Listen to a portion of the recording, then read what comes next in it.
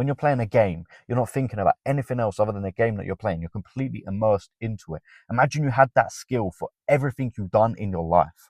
Listen, yeah, quickly, I'm in my car because I don't have time to get to where I need to film, don't have a charger, I'm on 10%, so I'm gonna quickly try to get this video out for you today. But life is just like a roguelike, like one of these dungeon games, right? If you don't know what a roguelike is, I'll quickly explain. It's one of these games where basically you start off on a dungeon, let's say, and you go in with your fists and you go and do the first stage, and then you find a little dagger or a sword, right? And you end up dying. But when you die, you get to keep the skill or the weapon, whatever it is, right? And you go and do the same thing again, but this time you've got the sword, the dagger, right? And you go through the dungeon, you find some armor this time. You get further, you find some armor, right? And it's like a cycle of that. And essentially, as you keep going and going and going, you acquire skills. You know, you might invest in a skill tree like a game, or you get different items, so on and so forth. The actual game isn't the important part. Is you go through these dungeons and you get some type of skill, some type of item. That's exactly how life works. Like, I was thinking about this, and you need goals in life. Goals are important in life, right? Without a goal, you're never actually going to achieve anything because you have no direction to head towards. But the thing is, right, all of these spiritual texts, some of the most solid advice will always just tell you, don't focus on the goal. What does that even mean? Like, don't focus on the goal, focus on the work task, sorry.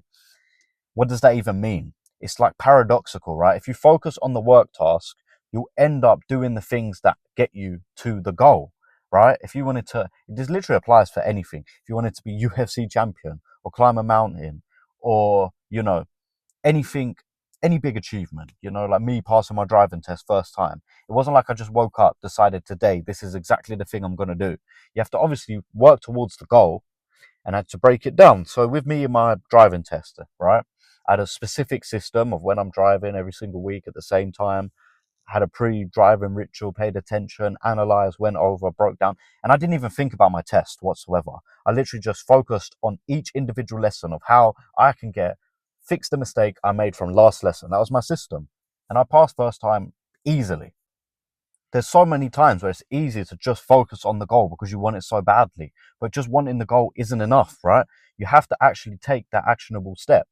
And this is how it parallels being a roguelike game, because a roguelike game, you're not going to play it if you didn't enjoy playing it, right? You're not going to go through all these dungeons just for the sake of it because there's no crazy storyline. There's no final boss, right? The point of these games is to play it and to have fun playing it. And interestingly, doing that is how you get good. And that mirrors almost anything in life. If you hated, absolutely think of a subject in school that you hated. I bet you didn't learn as much, right? Whereas there's another subject that just came effortlessly and easy to you, or the subject that you found really fun. I'm pretty sure 90% of the time, the subject that you found really fun is also one you've done pretty well in, right? The exception to the rule for that for me was PE. I was terrible at like all the physical stuff. I mean, some of the stuff I was good at, but you know, I was never never the first pick for the football team, right? But interestingly, I really enjoyed it, right?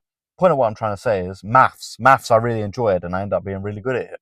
English was so difficult for me to, you know, try and pass. I'd end up passing, but it was so difficult to try and pass for me because I didn't really enjoy it. It was just like painful going through that almost, right? So obviously there's times and places where discipline comes in, but if you can enjoy what you're doing and treat it like a roguelike, just do it for the sake of doing it. Go to the gym just for the sake of going to the gym and feeling good in that moment.